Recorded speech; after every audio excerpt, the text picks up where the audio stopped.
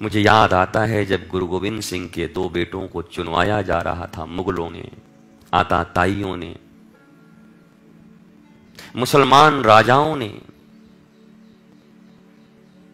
आक्रांताओं ने, जब कत्लेआम मची थी भारतवर्ष में, हिंदुस्तान में, जब चोटी और जनेऊ काटे जाते थे, रक्त रंजित की जाती थी भारत की भूमि, सनातन धर्मावलंबियों की कोई सुनने वाला नहीं था, हिंदुओं की कोई सुनने वाला नहीं था। इस पूरे भारतवर्ष में इतना अत्याचार। उस समय में उनके दोनों बेटों को चुनवाया गया।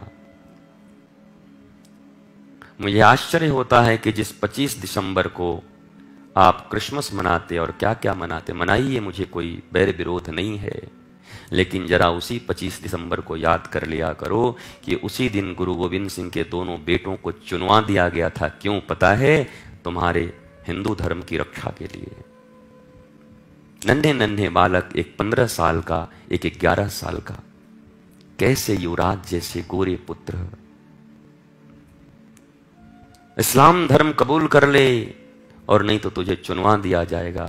भारत भूमि की रक्षा के लिए, सनातन धर्म की रक्षा के लिए, अपने धर्म की रक्षा के लिए दीवारों में चुन दिए गए, पर विधर्मियों के धर्म को स्वीकार नहीं किया। 15 साल का बेटा खड़ा था और पहले 11 साल के बेटे को चुना जा रहा था, तो आंखों में आंसू आ गए। तो छोटे भाई जो चुन दिया गया था, यहां तक 11 साल का बच्चा कहा, भैया आप क्यों रोते हो? आप डर गए?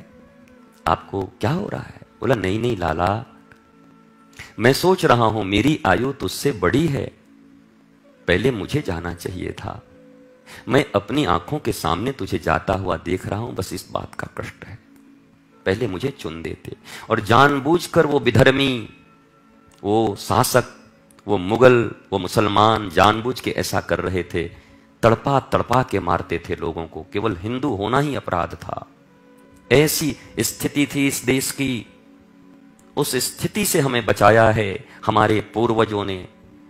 तन गंवा दिए, सब मिटा दिया, खानदान के खानदान मिट गए, लेकिन अपने धर्म को नहीं छोड़ा। अपने धर्म में जिए, राम और कृष्ण को लेकर जिए।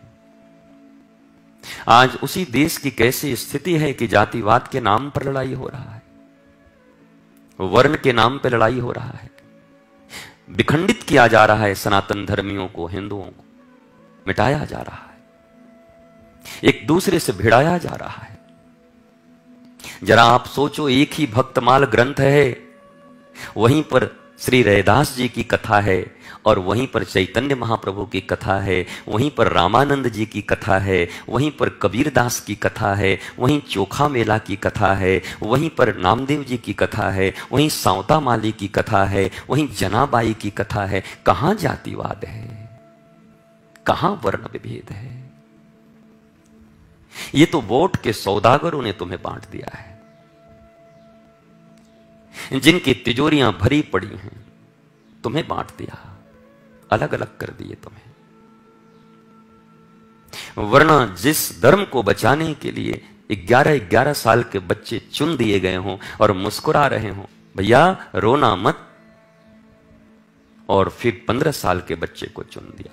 जाओ दिल्ली, गुरुद्वारा शीशगंज, शीशगंज नाम क्यों है? गुरु तेग बहादुर जी के नाम पर है।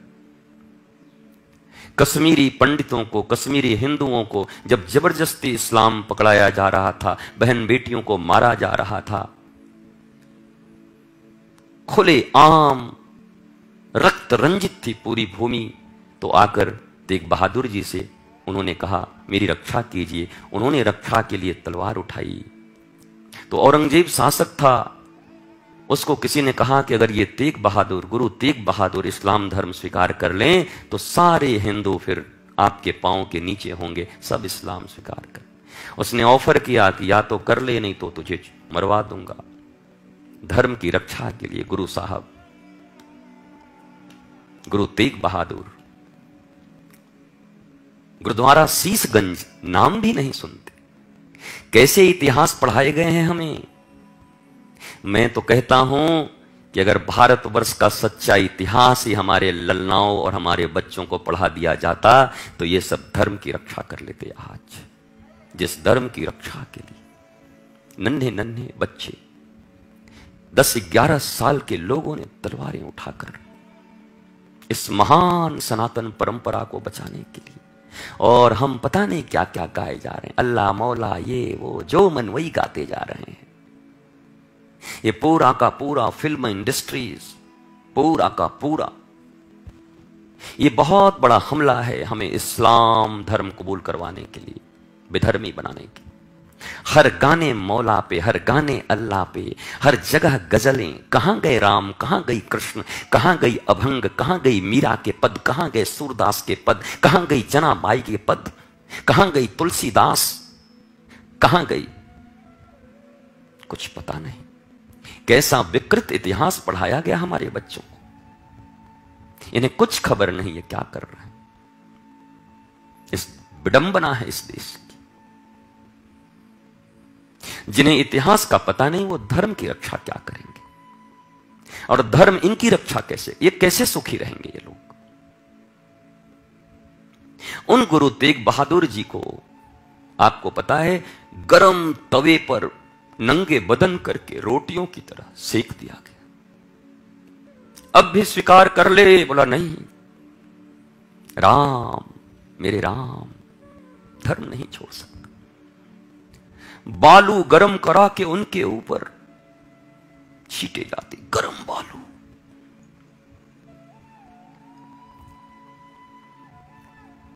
बड़े तेल के कड़ाहों में पकौड़ियों की तरह तल दिए गए जिंदा इंसान जिसने धर्म रक्षा के लिए। हम उनकी इतिहास नहीं पढ़ते, हम ये बाबर, औरंगजेब, अकबर, इनका इतिहास पढ़ते हैं। कितना बड़ा धोखा हुआ हमारे साथ,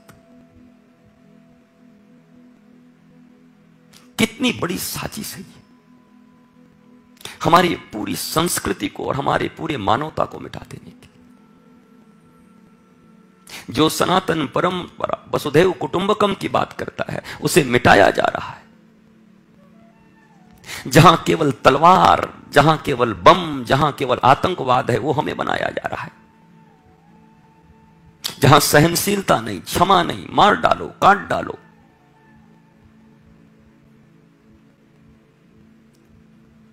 ये सिख गुरु क्यों बने थे? हमारी तुम्हारी रक्षा के लिए। इन्होंने अपने बेटों की कुर्बानियां क्यों दी? वो हो सकते थे, वो राजा बन सकते थे, एक एक स्टेट का राजा बनाने के लिए कहते थे और वो मुगल लोग, पर हंसते हंसते अपने बच्चों को चुनवा दिया। पर धर्म न छोड़। हमें देखो हम क्या कर रहे हैं, वही सब सुन रहे हैं, वही रट रहे हैं, वही कर रहे हैं। मुझे मेरे कृष्ण का आधार है, मुझे जरूरत नहीं और किसी की। मेरे गुरु और मेरे कृष्ण मेरे लिए समर्थ हैं, मेरी किशोरी, मुझे और कुछ रचने की जरूरत नहीं। मैं उन महापुरुषों को याद करता हूं बस जिन्होंने मेरे धर्म की रक्षा की।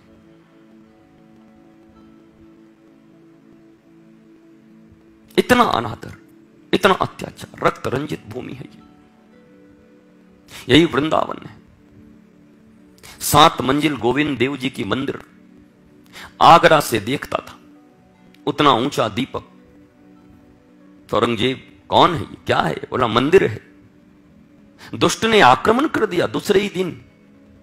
ये वृंदावन की भूमि केवल साधुओं के रक्त से, जैसे कीचड़ होती है, साधुओं के मुंडी कटे हुए थे जगह जगह। इतना रक्तपात किया उस दुष्ट ने। ये मुगल, ये विधर्मी लोग